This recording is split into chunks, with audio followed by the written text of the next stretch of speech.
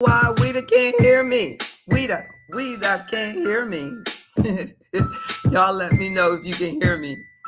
Look at that. Look at the water behind me. Look at the water. I'm not gonna tell y'all where I am. I could be at home. Can let me know in the chat if you can hear me okay. Weeda says she can't hear me. My microphone is saying it's up. I know. Miss Muhammad hasn't said she can hear me. Oh, you can hear me over there. No, you can't hear me in here. That's not nice. Come on. I'm not sure, but I'm glad y'all can hear me. Look.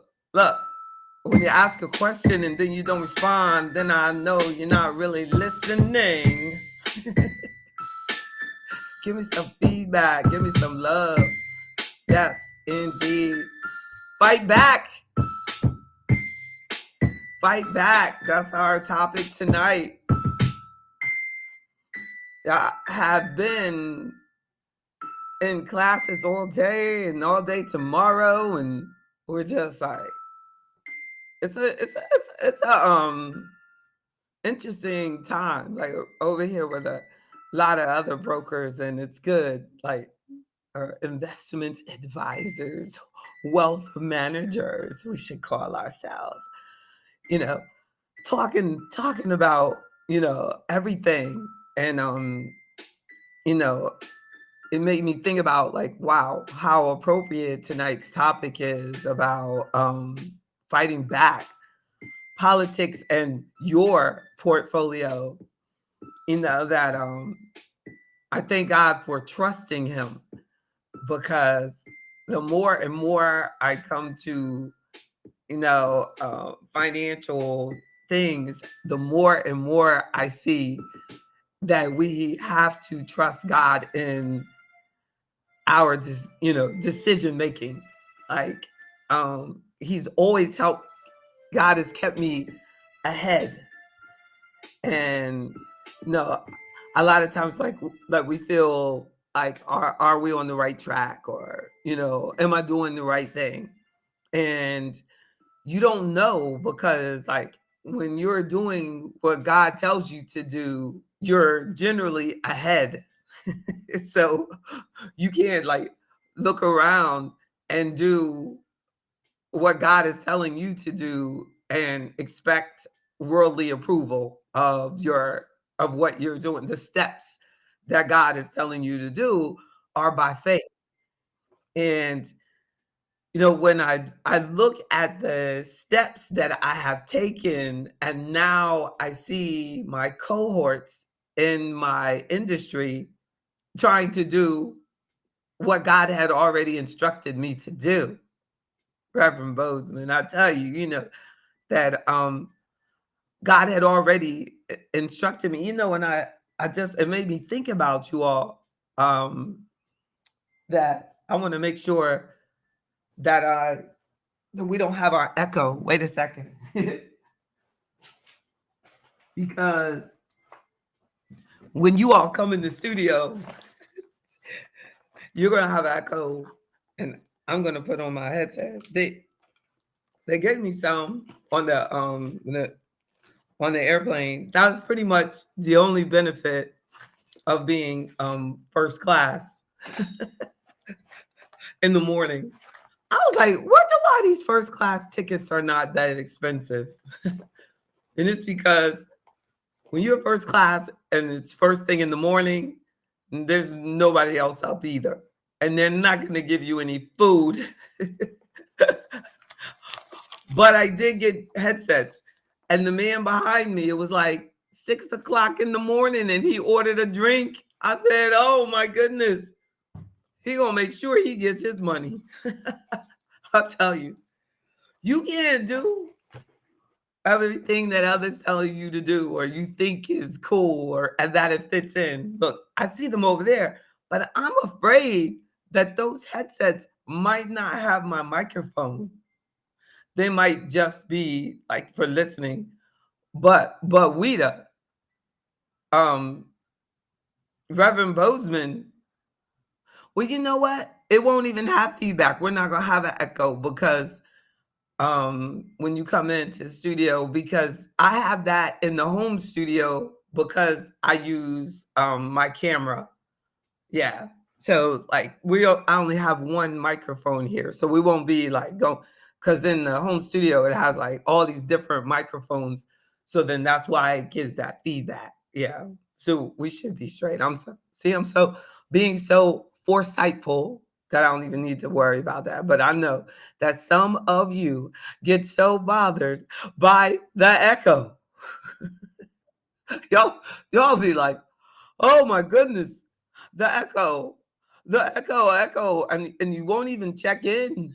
Yeah, Miss Taliaferro. What is it takes a whole lot to bother me. So I check into this, really, really, really nice place. And I'm like, oh, I'm gonna get some rest. And I'm telling you, it's like this. And I'm like, what is going on? It's like loud. What is wrong? I'm looking out the window, the beautiful view. I'm like, what is going on? And then, like, after I close it out, I go to sleep. I wake up because I had, other things to do. I just wanted a nap after the flight.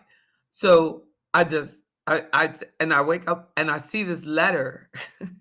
And the letter says, now, first of all, I'm taking it as a compliment because they put me on this high floor. So I was like, oh man, they got me on the 23rd floor. There's only 27 Miss Davis. Miss Davis. And the letter says, Oh, now, first of all, oh my goodness, she is a trip. So we gonna leave her out there because she ain't even hear me tell her that you tripping. So they're mute yourself, Weeda Davis, and I can put you in. So they I was like all flattered because they had me on this really high floor. You still have feedback, Weeda. It's you. So mute yourself. All this stuff. She got about 3 or 4 monitors up. You know she does. I'm gonna try one more time. Watch this. She had to turn something else. Now see that? See that? See that? So they put me on the high floor and I turn it off. So then I look on the letter and it says, we're doing construction on the 27th floor. I'm like, oh man, I was like all excited. I was like, oh, they put the black girl up on the high floor and all of this. I'm like, oh, this is feeling good. No, I'm up here because everybody else wants the low floor. That's so funny. But they got the right one. So because it ain't gonna bother me. Now, but I tell you, it is a superpower to be the type of person. I think it might be you, Reverend Bozeman. You got to mute to to mute yourself, Reverend Bozeman, and it's because I don't have my headsets. And thank you, perfect. So that's a superpower, I believe, to not be bothered by things that happen. They just not be bothered by your outside. So we go on this tour this morning and we have to do segues. These little, where you stand up. So the guy that owns the Segway business, they're late. They're late. So then, I mean, and they weren't even really late. They weren't late. But the lady that was organizing it didn't want us standing outside she wanted them to open that door at 8:45. So they didn't have it open at 8:45. Nobody was there, but we really weren't supposed to start until 9. So someone sent a text to the person that was to be there, and they said, this behavior is unacceptable. But he wasn't even late yet. So Reverend Bozeman, the guy quit. He quit. He was like, you don't tell me that my behavior is unacceptable or whatever. So me being me, I said, Now, of course, I'm the only black person there. And I'm like, I said, you know what? That's what they're talking about in Congress. I was like, these people do not want to work. They're like, yeah, I mean, I did like the owner gets there and the owner's like, man, my best person quit, like that's how you find out. Like, I mean, that kid was like, you don't talk to me like that. I'm out. So then he's like, out. It's like, and look, Maurice Jefferson with his speakers on. Please, Mr. Jefferson, turn your speakers off just for a second. I want to let you in so everybody can see your handsome face. Turn the speaker off. You turn yours off. Look at how see, that's them kind of Generation Z.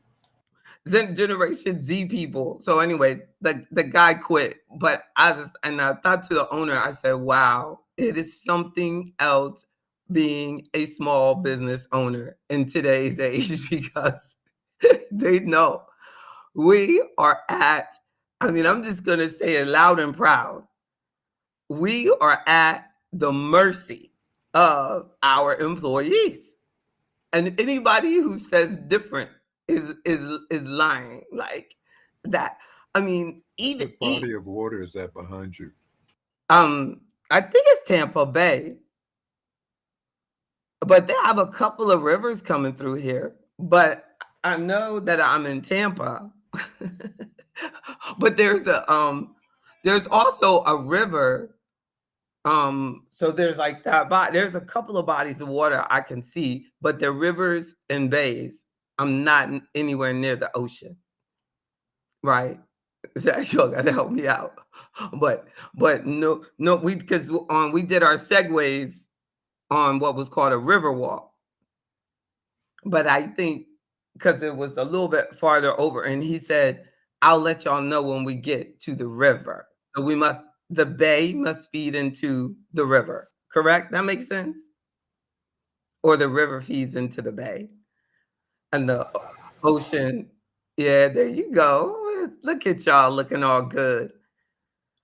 But that was, that's really an interesting discussion about how all of us are connected. Everything is connected like that. Like that really when we're participating in the stock market, all we're doing is buying into the earnings potential of that particular company.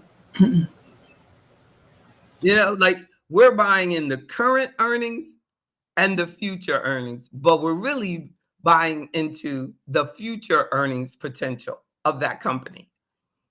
And a lot of what I think about, like, everybody now is like AI, AI, AI, AI. I already had my clients in AI. So the people who now are searching for AI, or you're basically somebody's kind of going around trying to find a loser for you because we've already had the run up. We've already had the run up. Now we gotta, see as that we land okay or that we stay up. Like because AI is a portion of it, but people who didn't have an advisor with such foresight, then you know, I don't want to put you down, but if you have been in AfroEconomics, you know what I'm saying? Like you was like, I don't know what else to tell you. That is nothing new to us. That you just and so what we're doing now is buying into or staying in to the future growth potential. So, but too often we tend to always be running after, something that already happened. when somebody's coming and telling you what just happened, no, and they want to profit off you buying into what just happened, then you're really just helping somebody else. Like, if I'm selling a client out now and you're buying in, you're just helping them get their profits out. Like, and that's what I see a lot. Our community is used for a lot. Like, and we need to get smart and start being careful about our money.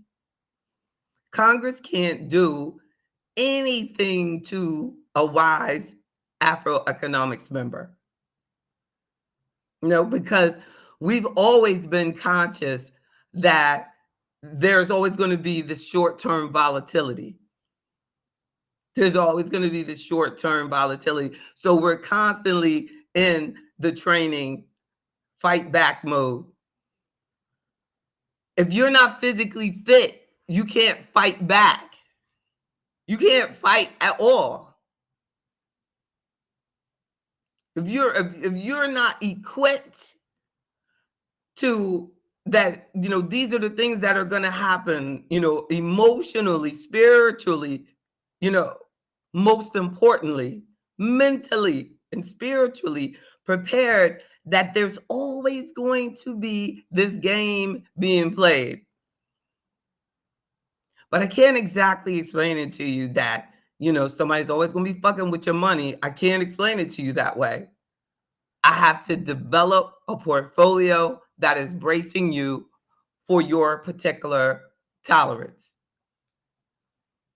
If I realize that you just can't take volatility, that you can't take when those guys get in there and want attention and want to be covered on the news and want to stall and want to act like they're not going to pay their bills and they're not going to do it, and you can't calm down about that and trust my guidance for the long term, then I have to make sure that I invest you properly, no matter what you say. You're not going to sit there and run up your blood pressure because you actually believe those knuckleheads.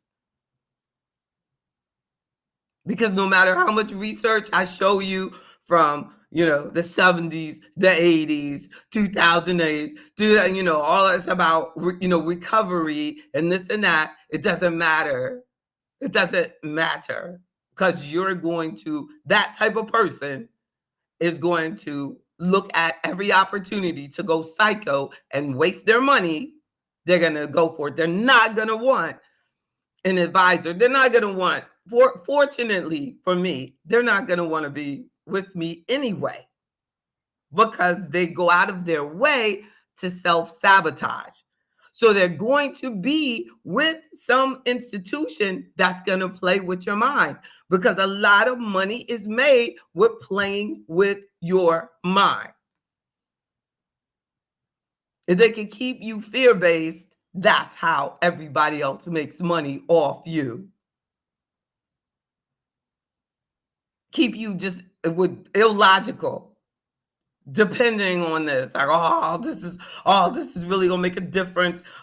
Everything I got, everything, and meanwhile you're just going around buying cars that you can't afford, still buying red bottom shoes, and you never go anywhere, and there's no reason, and nobody's looking at the bottom of your shoe.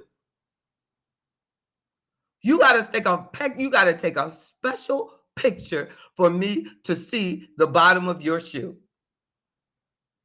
That's why we the left, because she knows she got them red bottoms right now. I'm just joking. No, but somebody really, literally, I've seen people on social media with their shoe up in the air, with their foot in the air, so that I can see that red bottom. But if I wanted to see if they had anything about long-term growth in their, even a savings account, we'd have to try to sell those shoes to get your rent paid. And nobody wants those shoes now. Nobody wants those shoes now, because you scratched the bottom. You laughing, Mr. Jones.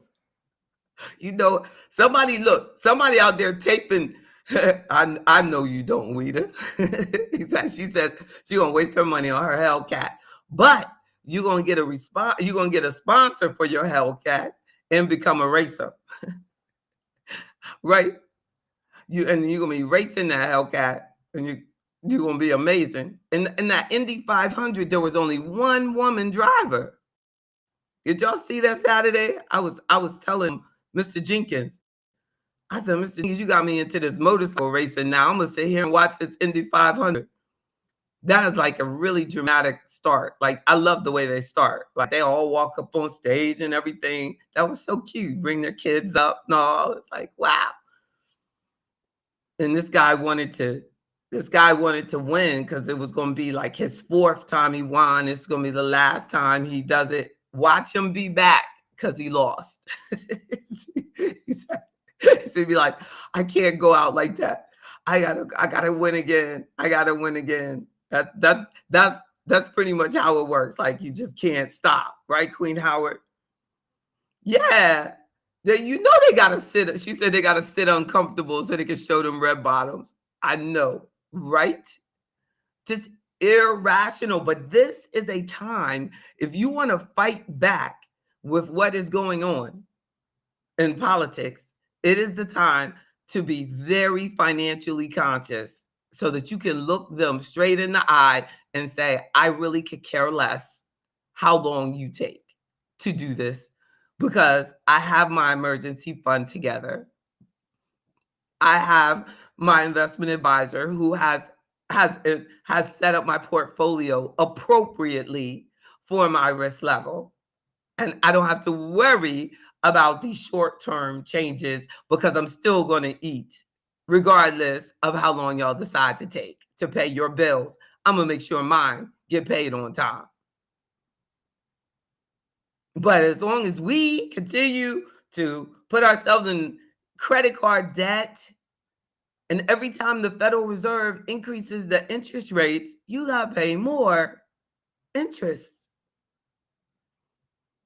No, and if you believe that in order to start your business, you got to take out a loan, you're going to be at their mercy. Because those SBA loans adjust every 90 days. And who decides the interest rate? The same government that you did the small business loan from. Oh my goodness. I ain't mad at them. Because as long as we allow this stuff to happen, like, it's just the way it's going to be. Like, I was watching. I just want to share. I want to share this just because it's very important to me, and this is the most important thing that I have seen, like, in this. And I don't know if many of you have seen it. Like, this Memorial Day was I don't know. I was like, there has to be more to Memorial Day than what we're doing. And then I was, and then, so I didn't say anything. God said, just shut up. Like, but because every Memorial Day, for some reason, I feel like I need to say something significant on our AfroEconomics page. If I don't, then I should, just didn't say anything. So I didn't say anything. God didn't bring it to me until like Tuesday or Monday. And then I said, you know what? I bet a lot of people don't know about this movie. I don't know if you all know about this movie, but it really brought it home for me about the sacrifice and the things that we let slide in this country. And especially as Black people of influence. We just let too much slide. It just all we're concerned about is anything just like right outside our nose. Like, if it done, like one of our members said to me one time when I was talking about the when they stopped giving the child tax credit advance to custodial parents. And the research shows that there's more food insecurity because people don't have the money to feed their children. And one of the members said, "What's this got to do with me?"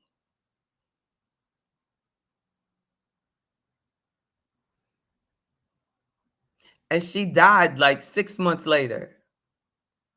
But when she said, "What's this got to do with me?" I was shook. I can imagine. I was really shook. So I didn't want to, I didn't want to hear that tonight. I want, and it's real easy. Obviously, she wasn't her brother's keeper. Amen. And we really, really, really, really, really should feel that. How in the world can I expect anybody else to look out for us if I don't look out for you? I was looking at this article, and it was writing about I think it was Morgan Stanley, and the advisor had taken money from a single parent and a widow, and the man had taken like $7 million in what they decided was a Ponzi scheme. And the name like shook me, and it sounded like a black man. So I said, but they didn't put a picture up. And I checked, and it was a black guy. And I said to myself, Lord, this brother don't know how many doors he closed behind him. I opened the door for him. I know for a fact that firms go around looking for a J.B. Bryan. Ever since I left corporate America, they tell them, check out J.B. Bryan. I had a guy call me from Merrill Lynch one time. Told me, I just want to pick your brain. Nobody picks my brain. You can watch my videos, but you can't pick my brain. I can't stand that saying. Then he came by my office and left some donuts. I don't eat donuts, brother. And at that point, there was women. The women up front were like, he was cute, girl. He had on this suit. Girl, he looked so good. That guy was good. I said, I don't care. Y'all can eat them donuts. You can talk to them, whatever. I emailed them back. Thank you for the donuts, brother. You sleeping with the enemy. What? What you want to talk to me about?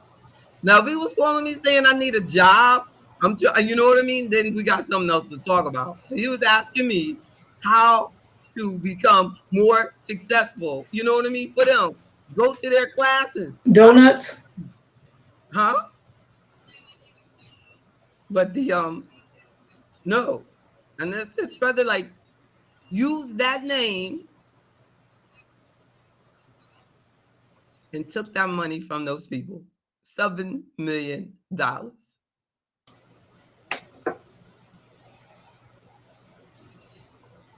After I've opened doors, and then you cannot go through the door and close it for everybody else behind you.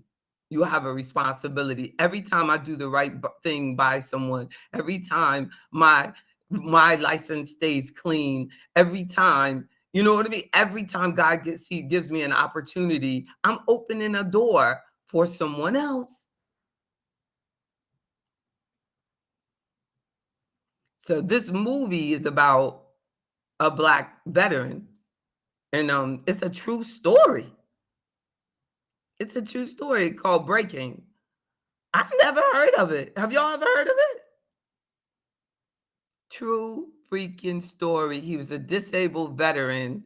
They took his money they took his disability check, and he loses it, and he goes into a bank and says, his bank, and goes like, I got a bomb on me, because it'll lie, his PTSD. Like, he has everything going on. And then now y'all are telling all he wanted to do was talk to his child, and his cell phone was turned off. He just could not figure it out. He went to the VA. They wouldn't help him. He had no help, nothing. The saddest part is really in the movie is they show how these sisters that are in the bank are terrified from him. Like they look at him like this man's like a monster. He didn't even have a gun. They were like, this man, he was saying he had a bomb. You could tell he didn't have a bomb. You could tell that he was just losing his mind over $800. But it was everything to him. Everything to him. True story. That's what's crazy, JB. I was looking at this movie yesterday. Now this could be the complete opposite of this, but it's the same thing. It's called Money Monster. Money Monster. I'm not going to spoil it for nobody, but y'all can pull it up. Yes, please pull it up. We are all connected, indeed, Barbara. We are all connected. We are all connected. We are all connected, especially to those who cannot take care of themselves. Especially to those who cannot take care of themselves. That is the only reason that God made us strong. So that we can look out for the widows and the disabled and the orphans. And that's what we're supposed to be doing. He didn't make me strong like this, intelligent like this, so that I could, God forbid, rob people. That would be a straight waste of God. Of all your blessings, and so we need to really, really, really, really. I mean, that my greatest achievement, in my opinion, is my daughter's great character. I mean, I love it when people tell me she is such a nice person. Well, that's everything. It would break my heart if they said, she didn't even speak to me. I thought that was her. I was telling this lady one time, she was my Facebook friend. And when we went to our parent day at the schools, I kept speaking to her. And then I was speaking to her daughter, and I was speaking to her. They would not speak to me. And then she went on Facebook and she said, did I see you at that school? I said, yeah, I spoke to you about 6 times, you and your daughter. Both of y'all looked at me like I was crazy. When is it not okay to just say hi? There's only me and you, and there's only us. There are all these white people speaking to me, and this black person. We're only 2 black people in here. 3.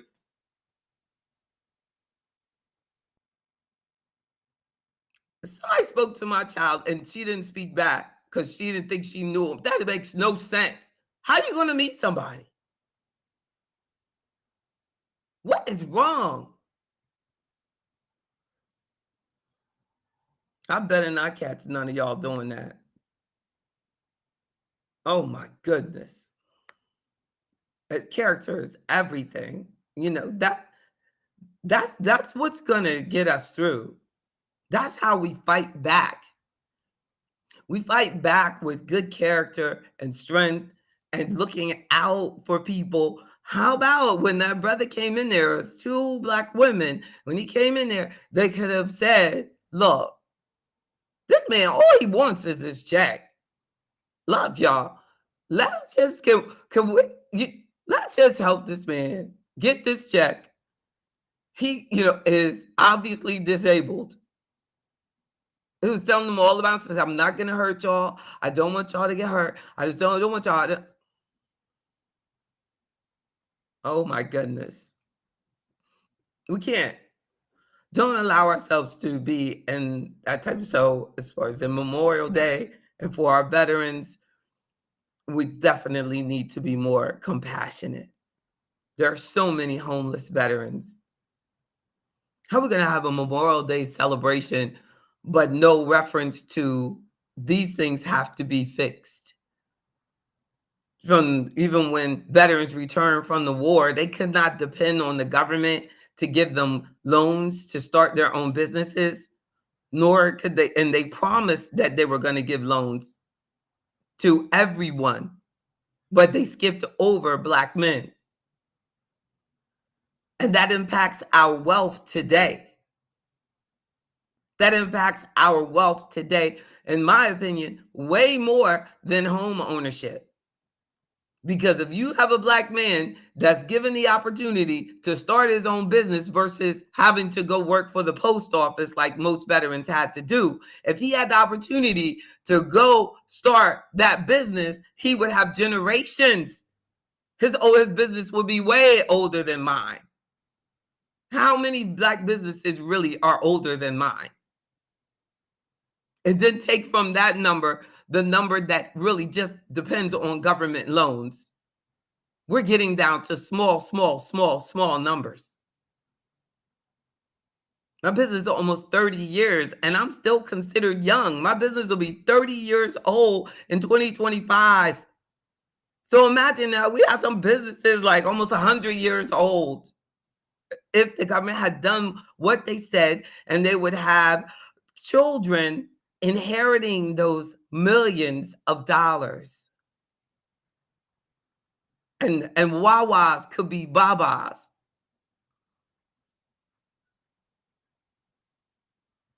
Never know. But they keep talking about, oh, well, the home ownership. No, that's just the government messing up the government, because the government finances all those loans. But the big issue was when they did not keep their promise to give us those business loans that they were supposed to. That's some serious wealth. That business ownership wealth and income far exceeds the declining real estate market that in Black neighborhoods that they made us buy in, because it restricted us to it. Where we could own some of this IA stuff. If we can count and do hidden figures for the government, imagine if she was counting doing hidden figures for her father's company, her husband's company. But weren't given that. So when I say fight back, I'm saying be more mindful of the necessity of us to be spiritually, physically, mentally strong. And don't just accept headlines as our answer. Like I was listening to a video and they were discussing that the Biden administration just made new laws about the anti-Semitism. And they said that, we're not going to tolerate anti-Semitism and we're going to shut this down and we're going to stop it. And then because they said that this is the biggest religious hate crimes have been against Semitism. And then the brother that pulled out the research said that actually anti-Semitism has gone down. But they didn't look at it as hate crimes overall. They did it as religious crimes. So when they wanted to give the funding to anti-Semitism and not to Black hate crimes, they said religious crime. Because Black Americans, we're mostly the same religion as Biden is, or any other 3, 4, 5 generation deep person. So they wanted to make sure that this was not made as a Black concern, even though we have, the biggest percentage of hate crimes are actually Black. Sad. Was someone opened up their mic? Yeah. So that's sad that that we're not all on top of that, because I didn't even hear about that. And I think that is great. I think it is vital. I don't think that I think the anti-Semitism is disgusting. Someone who feel that way is on the short bus to any form of discrimination. But it's still a true fact that there's a huge amount of hate crime. And the hate crime is stopping us from having the economic development that we need. And then and then we have, oh, look at the lights. Isn't that cute behind me? You see on the water. And then we have, that challenge of how that impacts us. And when I say portfolio, how many people really get to relate to that term portfolio? Like, I know that my AfroEconomics members are statistical anomalies, but what we have to realize is that's no reason to punish AfroEconomics because I want to show you more. We have a free membership. And I believe that if we're not looking at more, if we're not aspiring for more, if nobody is talking to us, regardless of how much money we have, then when we get the money, and that's where faith comes in, we're not going to be ready. That's why I feel that no matter what, that's why I established the free membership. Because I feel that no matter where you are, no matter what you have, no matter what, you need to have an opportunity to that access to the information and to a person like me that is a licensed financial advisor that can show you how you can invest properly and that you are actually legally protected. We need that. We deserve that. And we should stop running from that. We should stop running from, oh, well, I don't have enough money for her. She used words like portfolio and this and that. You're making up rules in your own head to shut you out of opportunities. That's where the lack of faith becomes so dangerous. So you're always surrounded by people who have no ability to change where you are. And if you can't do something for them, then they don't want to help you. And then we need to realize that you should not have to always prove yourself or be doing something. Then that's not someone that's actually helping you.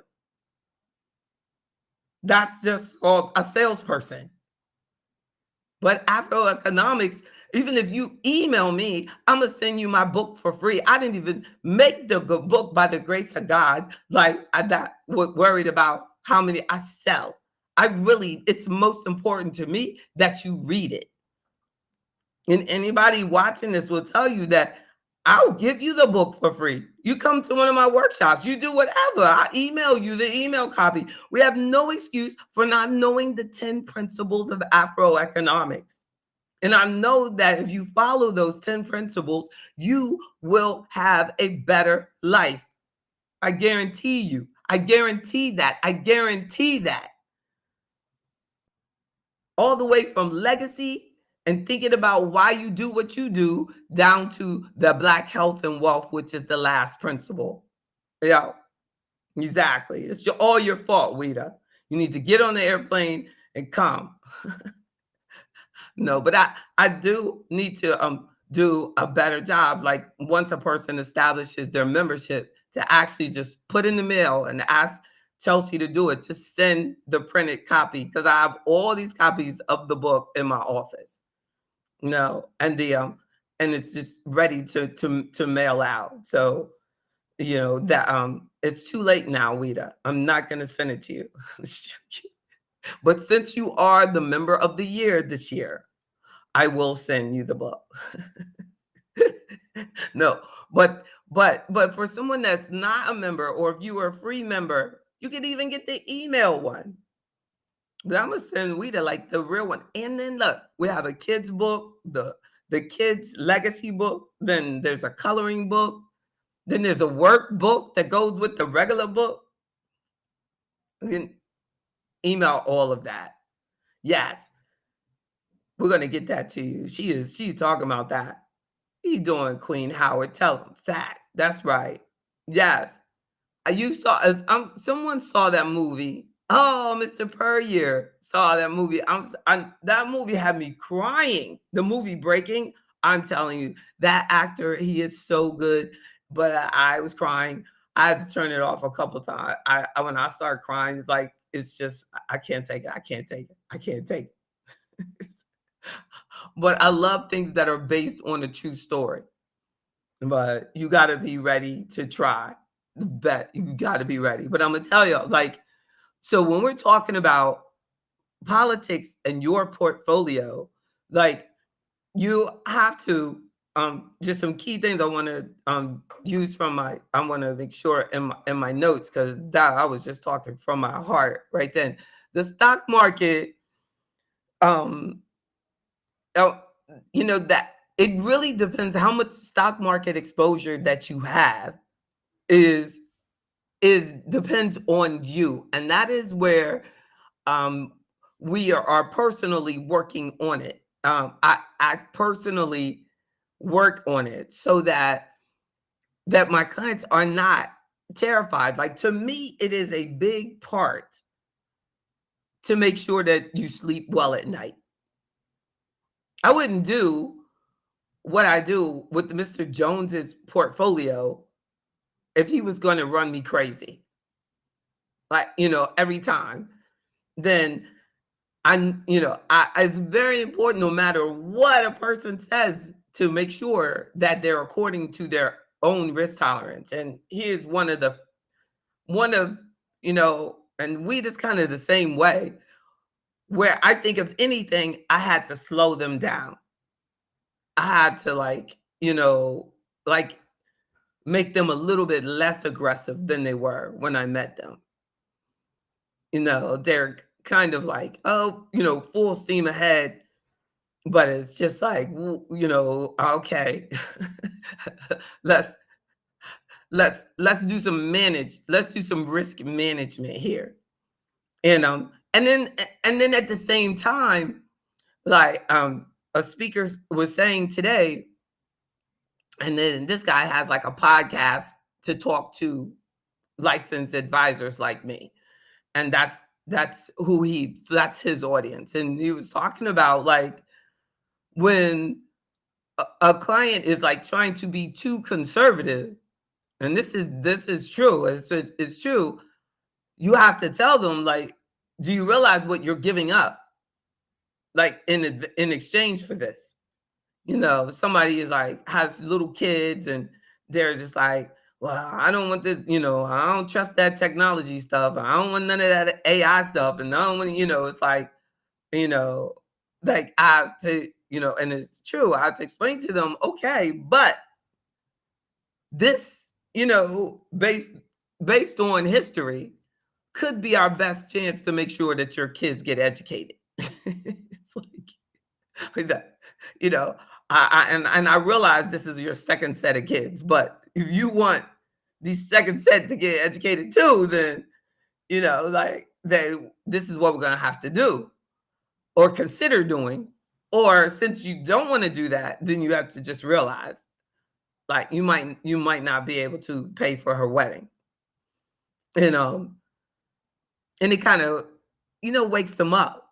And it's like, because so you can't allow, if we, and then sometimes just looking at history allows people to see that there's always going to be something that Congress is saying, or, who would have thought that we would go through, a pandemic, and the market would tank like that, only to come back by the end of the year doing better than ever. Who would have ever thought? Somebody ran for the hills. But I'm gonna tell you the truth. Like, I didn't have any guys. One client that, like, he wouldn't listen to me, and he insisted on getting out. And then after he did that, like, it was like, I just knew he was right. And of course, he called, other people, and they said, yeah, you should. And then he wanted me to help him correct the mess he had made.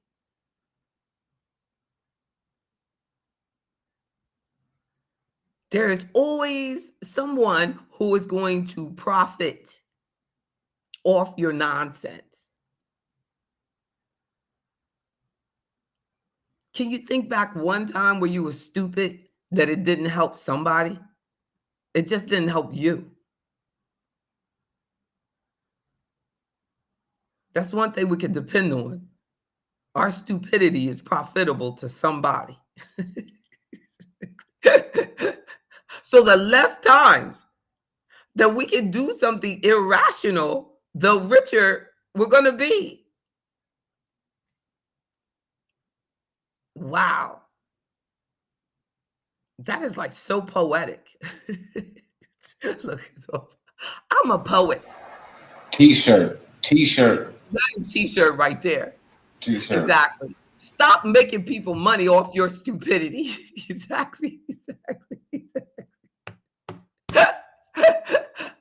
You know how, look, you know how much poorer rich people would be if we stopped being dumb? How many, look, exactly. Like, how many people, make money off your craziness? That's so true, though. People went crazy in that pandemic. And it's like, how many times did I say, oh, well, make sure you have at least 90 days of income? Like, and and people are selling like there's no tomorrow, like we're just not going to get out. And they should have listened. Donald Trump warned them, didn't he? he said, can we make a disinfectant or something? Didn't he say, like, what I'm saying? Can we do something? I know he's somewhere sitting like, I warned them. I told him you're overreacting. I know, Donald. But people make a lot of money off us overreacting. What if, like, we just had nobody had overreacted? Like, nobody had overreacted, not even the government. Like, most of this debt ceiling is going to be corrected by just taking back the money that they allocated for COVID needs that didn't happen. Isn't that something? And now they're sitting here having this dumb discussion about should we go and get that money that's sitting over there or not? Is that the dumbest thing or not? I mean, like, seriously? It's like somebody's like, your house payment is about to be late and you have money in a savings account and you're trying to think, should I pay my house payment or not? So what do you have your savings for? Oh, well, I don't know. But there are people like this, and that is the U.S. government. I don't know, but I don't want to use that. I don't want to use that. So you do. I say, okay, we need an emergency fund. And you get an emergency, but I don't want you to use it for an emergency. So, of course, they're going to settle it. But that doesn't make it any less, like, important to you that you do these things. Have your emergency fund.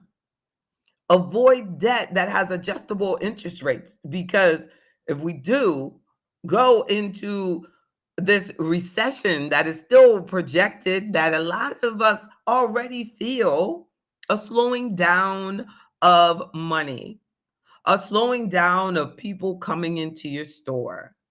If you already see, like, they're not giving you as many smiles at work, and that it's just and we definitely feel that it costs more to buy your groceries.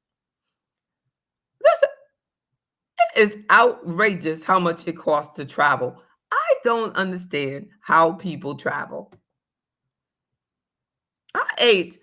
I just ate $50 for dinner. $50 for dinner. I could have ate for 3 days at home on $50. My breakfast was $30. And if I told you the little bit, my breakfast was under probably about 600 calories at the most, $30. My dinner was about 1,000 calories. 1,000, and it was $50. I don't know how people do it. Traveling all the time. Y'all good. Ain't no way. This a What work. did you have? Which one? Breakfast and dinner. So breakfast, I could buy it a la carte or I could get the buffet. So the girl didn't want to really serve me. So I just got the buffet, knowing that I'm not going to eat enough. So I hadn't had an egg all year. So I said, no, I don't want an omelet. I just can't eat as much as I used to, but she had to have the omelet bar. I said, I just want 2 eggs cooked over. I don't want them running like that. Just cook them, flip them. So she brings me the 2 eggs, and of course they were running, but I paid for the buffet, so the buffet was like $30. But the omelet and the Maurice, you can mute yourself while I tell you what I had, because it's like it's giving the feedback. So it's like and then I have fruit because there was nothing else on the buffet. I didn't want processed meat. The sausages look fantastic, but I was like, I just don't want sausage anymore. I knew it was going to have a lot of sugar in it. And I was like, I'm not going to eat the chicken sausage. Then they had the bacon. Then they had and I had some potatoes. I had the roasted potato, the fruit, and the 2 eggs. And that's $30. But if I got that off the regular menu, it would have been about the same. And she would have just been irritated by me because they don't want to bring you food when they have the buffet open. You know what I'm saying, Reverend Bozeman? You know how they keep going. And you'll save so much money if you get the buffet, And I'm like thinking, but I just wanted you to bring it to me. I just wanted somebody to just bring me and serve me a breakfast. But I was like, just get it. So I got it, but she brought. Yeah, we're in the self-serve mindset, which is really kind of discouraging. Yes, because you still had to tip her, so I still gave her like a $10 tip. So then it was 40, then it was a 50. So I had a 50. Lord, and the tip, because the guy was cute that delivered my dinner tonight. So it was like, and he smelled good. So I said, you smell good. So I gave him like, I don't know, I think he had like a $20 tip. Got me just like that. And it was like, how you doing? It was all over. He was going to get extra money. So they took a tip. Then I gave him a tip, gave him extra tip because they take a tip when you do room service. So I didn't want to go down to the bar, and they had like random food at the reception tonight. So I got a burger, a ground beef burger, because the only steak was $55. And I was like, I can't eat. I'm not going to eat enough. So I just said the burger, and then on some lettuce. I didn't want the bun. I said, give me a burger with a lettuce wrap and a side salad. And then when they brought it, I just put the salad and put the burger on top of the salad, cut it up. Oh, 3 shrimp. 3 shrimp. Guess how much 3 shrimp were? $20. $20 for 3 shrimp. Come on. So I wanted 3 shrimp. And then, so yeah, it was probably near $80 for the dinner. That's sad. What if I drank? I didn't even get a soda. I have my own water. I ordered the water from Instacart. I got me a thing of water put in there. And look, my Reese's peanut butter cups that I like with the no sugar in them so I shouldn't call them Reese's. Those protein peanut butter cups. I got those for my emergency food. Because you just can't let yourself get starving. And I'm telling you, this morning I worked out so hard. They have like a run, so I did the run, and then we did the Segway, and then we did so I had 700 steps in by 9:00 this morning.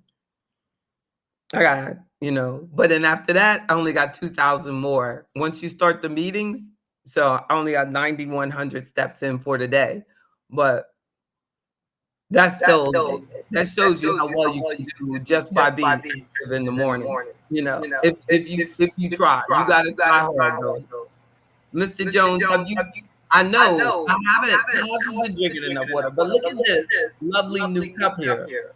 This was $25. So Who's that, Donald Duck? I know, right? No, it's called the Owala cup, and it has like a straw section. One of you told me how to do a straw to help me drink faster or drink more. So it has a straw section, and and I put the ice, and I put my electrolytes in it. And they have boss water. They have boss water. I could have packed my whole bag with their boss bottles. They would have been like, look at that lady. We're taking all our sodas. I mean, our waters. But they had still boss water. But I got my Essentia. And I put it in here. But then it's got my ice in it. So it's good.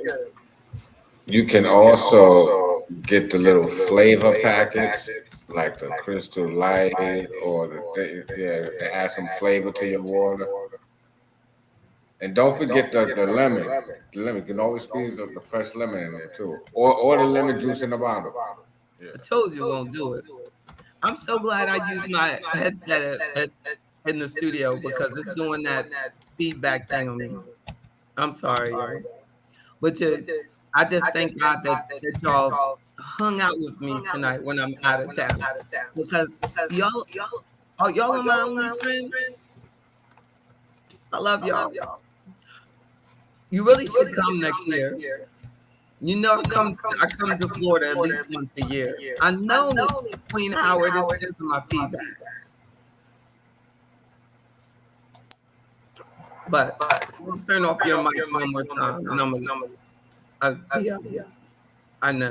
Look at Mr. Jones. He's like, oh, poor JB. Y'all will be all right. I'm leaving Friday. We have classes on Friday, and I'm flying out, and I'll be back. But I'm learning a lot, and I'm becoming a more powerful person for it. So I'm learning. Somebody gave me a book. It's not a book. Lots of people give books here. It's all about helping advisors become better advisors. And the workshop I did today, don't forget to y'all turn off your microphones for me because this is very important. I want to tell you. And I did a class today, and it was on healthcare. And I was like, wow, I'm so glad that I do that because it was talking about advisors helping clients with their healthcare. But there's a company that they help advisors help clients with the healthcare, and they charge them thousands.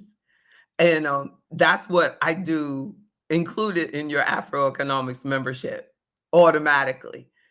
And I was like, wow, like, that it felt really good to see, like, she was saying like, how they analyze like the deductibles, the out of pocket, which one is which prescription coverage. I mean, things that I just do for our members when they bring it up, especially when they're starting to get into Medicare.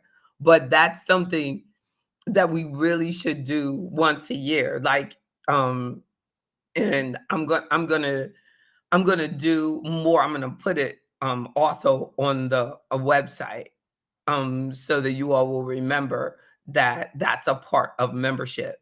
The healthcare analysis, especially once you get into Medicare. I feel that there's not a lot of support given, so we kind of you just pick one, like, and we talked a lot about like the Advantage plan versus the Medigap plans, and then versus staying on something at work.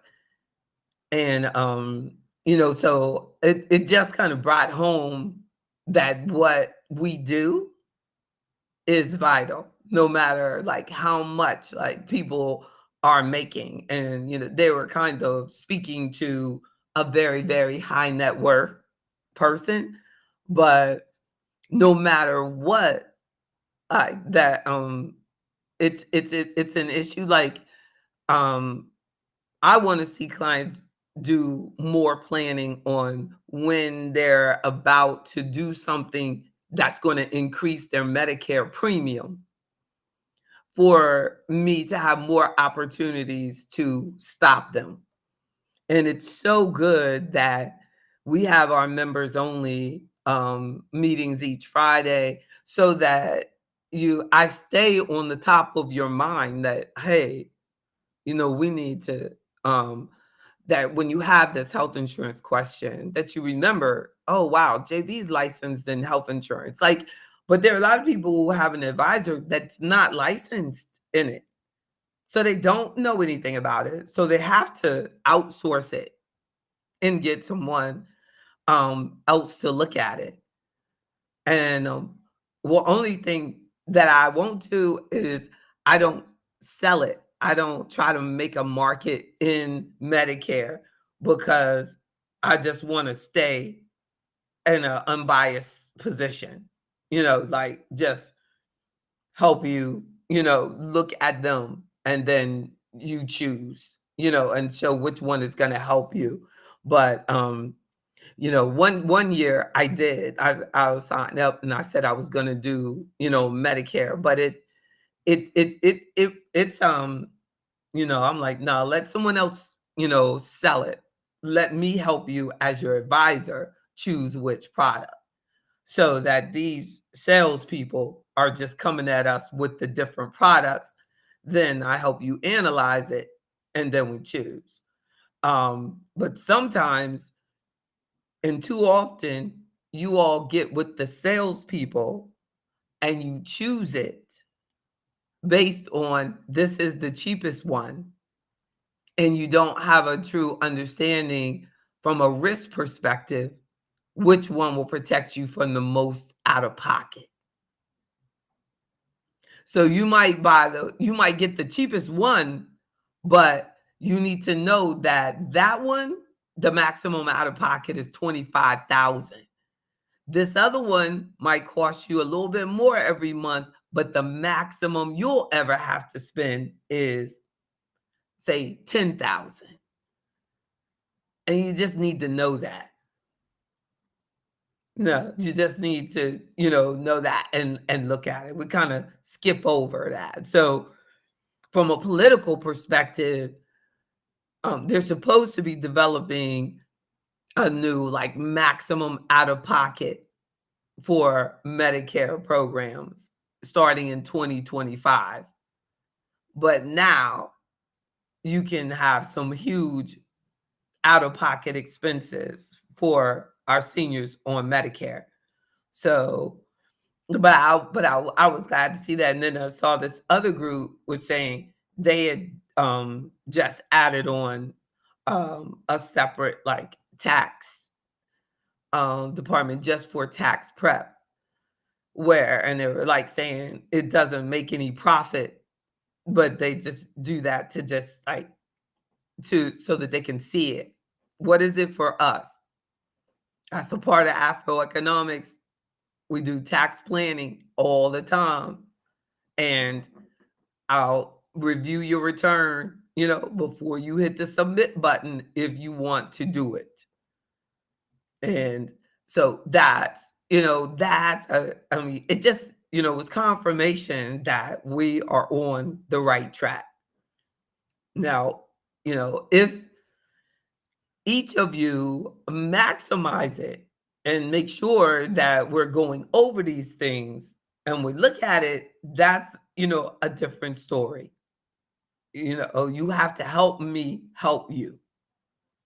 But when you sign up for membership, literally, it could be the best investment that you ever make of your time and your money, if you make sure that it happens. Just like what? Just like a gym membership, right? Some people are going to go and some people are not. You got to let me, help you. Yeah. We could just step away. And I was just like, better than the gym, because the gym is not going to bring it to you. Well, you still got to check in though. I can't really bring it to you. You still make it work for you. Because I know my gym has like live on demand videos that people could watch. They only have to come to the gym, but I bet nobody even downloads it and looks at it. Just like on our Fridays, we probably have like a less than 10% participation as far as, active membership. It takes a lot to really commit to making sure that you get everything that you deserve out of life.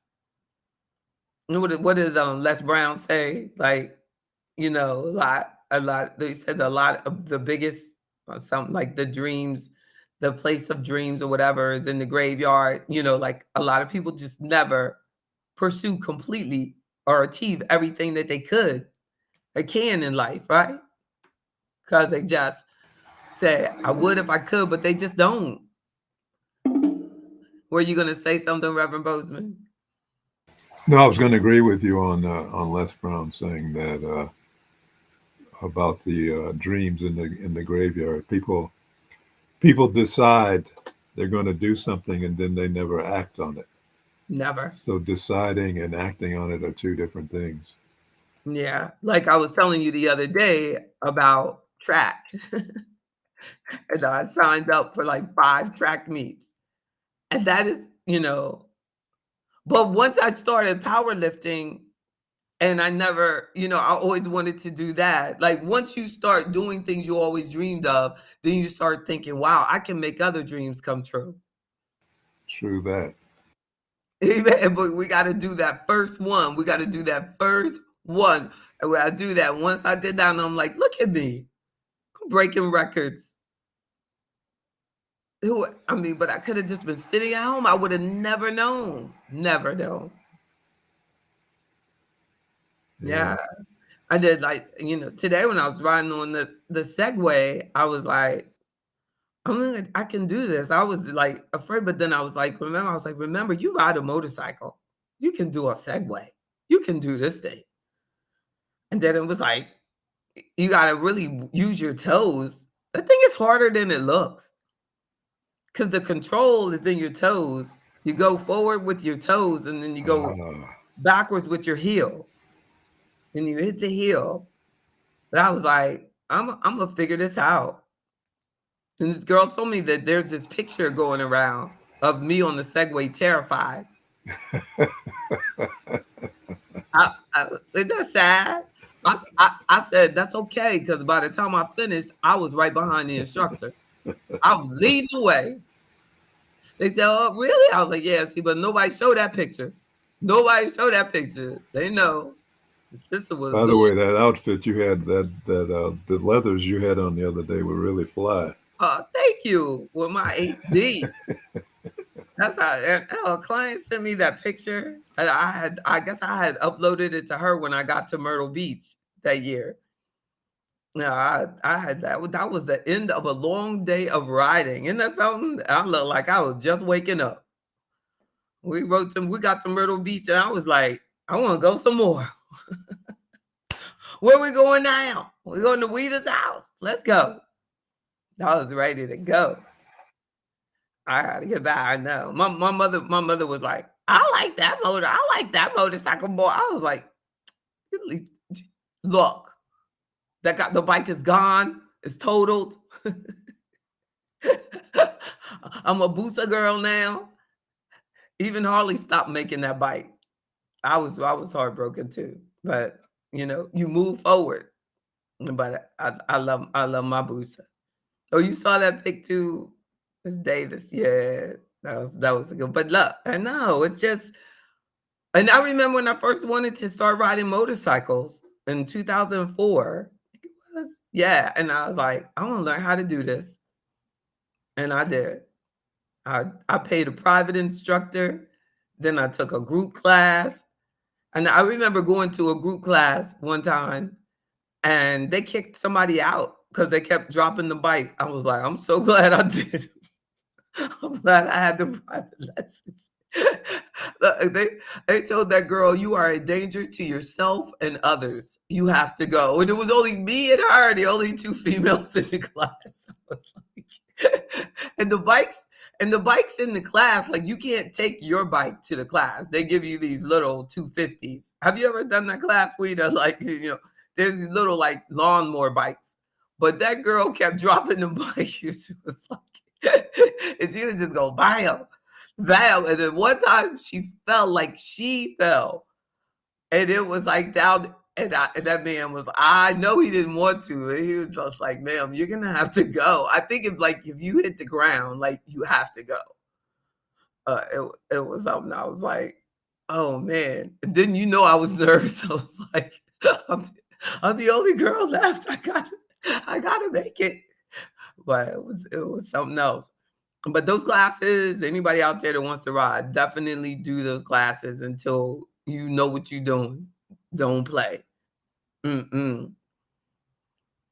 Oh, that's how you learn too. Yeah, you took the class. I don't know how people do it. And they just go straight to DMV. Because if you do the class, you don't have to go to DMV, but to do the written part.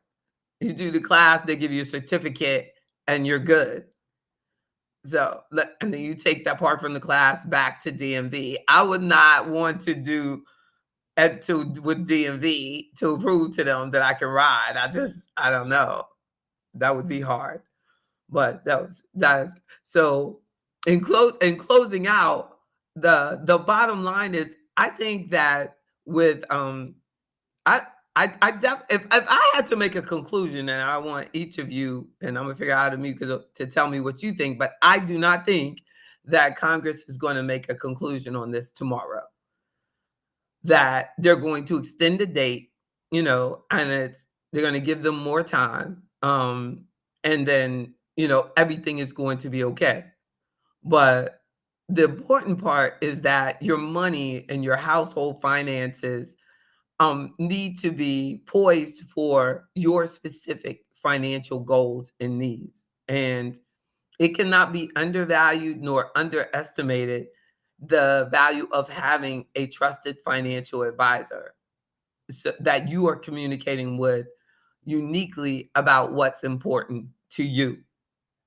What's important to you. So everything that I speak here is generically, but when you have your one-on-one time, it's like, okay, this is important to you. Like there might be someone who's listening and they're about to retire, and so short-term changes are very important to them. Very important. Where and if they don't have things already set up, prepared for their almost immediate retirement, then they're out of order. They're out of order.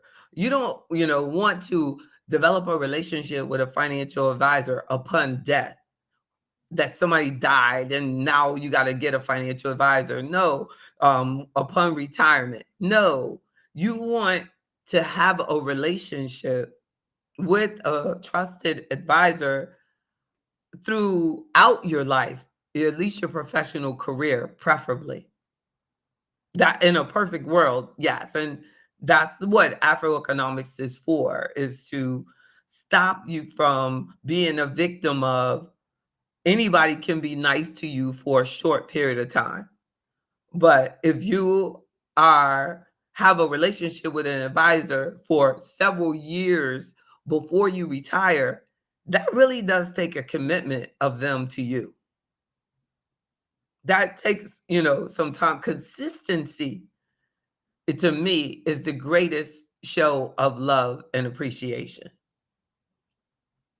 Consistency. But if you're not putting yourself as a priority for yourself and allowing, and trying to meet someone and seeing how they are through the seasons, because we're married. I mean, it truly is like a relationship. That's the way you should see it. You and your financial advisor, not this salesperson. And tell me again what you told me to buy. Mm. I don't know, Mr. Jefferson, with your smirk on your face. I don't know. I don't know. I don't know what's. You want to say something? No, I just unmuted. Yeah, you said we're married. I saw you. That's a good thing. We have a happy marriage. Happy marriage.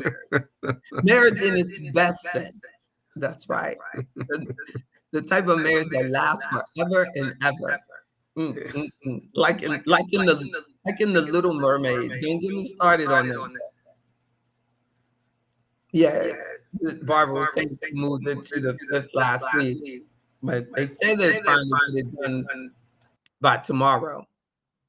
I don't know if they really, because today that I was saying we're gonna have it resolved by Thursday. I don't know if he even cares what thing it says. They have their own rule. They'll play their games. It's their house. It's their house. Nah, if they mess up, see, then everybody get voted out. I bet it won't happen. They know it won't happen. Yeah, they better not do it. People will come after them now. Well, either way, you're doing the right thing, looking out for yourself. Because you never know.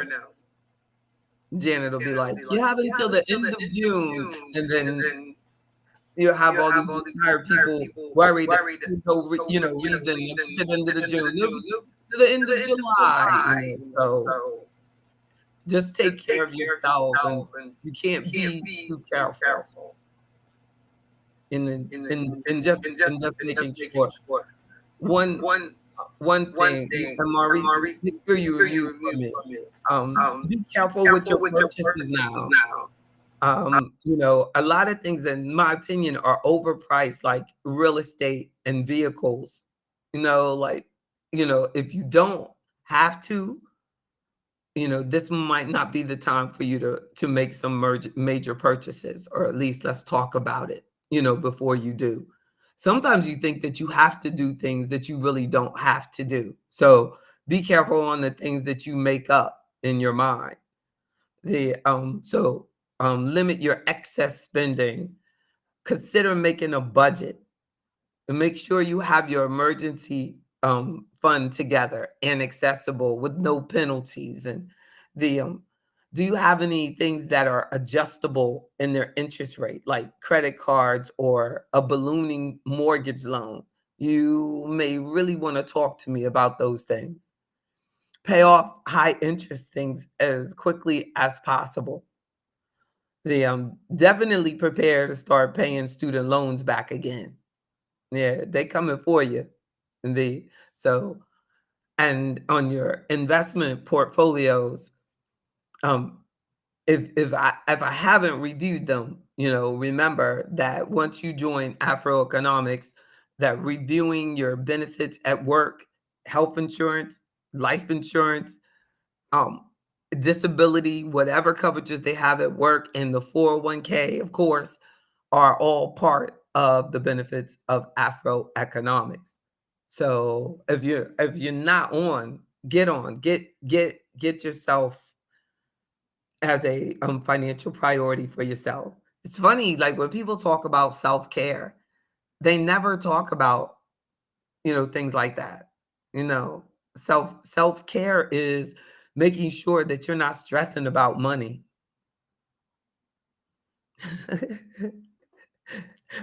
Barbara said Biden forgave most student loans. Right? No, he didn't. But he should get on that. Yeah, girlfriend. They got a whole bunch of money, even for senior citizens that are still owed. That would have been a nice approach. The Biden could have got rid of loans being paid for by seniors, but most of out of their Social Security. But most of that is, were private loans, those plus loans they had to do. So, Biden can't help you with that. The loans that parents co-sign for, private loans. So when he talks about his loans, those are government loans. Wow. Oh my goodness. Barbara just bragging, ain't she? Look, she said, so many people I know gotten written off, but y'all educators.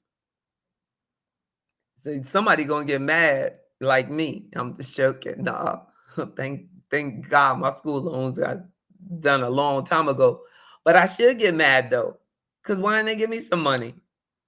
Give me some money for the ones that already paid off. How about people like that, right? They ain't give us nothing. It's a sad thing, but that's going to become an issue though. Like, how you gonna pay it off? And some people like really fought hard to pay them loans off, and then they would have been better off. No, like it would just waited. But I think that's a challenge because he's like, now this administration has kind of made young people expect it or expect that, and that can create a weakness for that person. And how do we change that mentality of don't expect the government to do this? This is just politics, and it happened now, and COVID, and but if there's any young people out there listening, if you go to school and you go into debt, do not expect the government to pay. Please don't. Please don't. This is just an anomaly. This is not going to be the norm. School might become free in community colleges or something down the road, but when you sign your name on a dotted line of a loan, don't ever expect it not to be paid by you. That's the best thing that you could do for yourself, is prepare for the worst case scenario, that this loan is going to come back and bite me in the butt one day. So be very careful what loans you get. Just be careful. Be careful. I appreciate you all. Thank you so much for everything. Thank you for your time. Thank you. Thank you. Thank you. JJ, Thank you. Thank you. I love you. Love you all so much. Thank you. Oh, thank you so much. Thank you. I'm looking forward to seeing some of you Saturday at the award ceremony. We invited you, Ms. Davis, but I knew you couldn't come.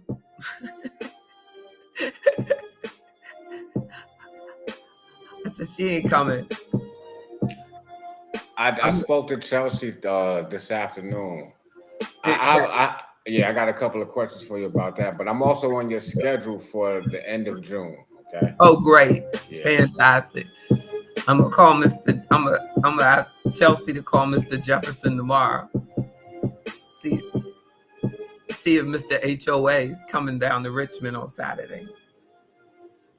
Good night. That's right. He said, how are you gonna call me homeowners association? We all gotta call him Mr. HOA. That is such a perfect name, though. It's just the HOA. Good night, everybody. All right. Good night. Good night. Love y'all. Love you. All right. Bye-bye. Fight back. Fight back.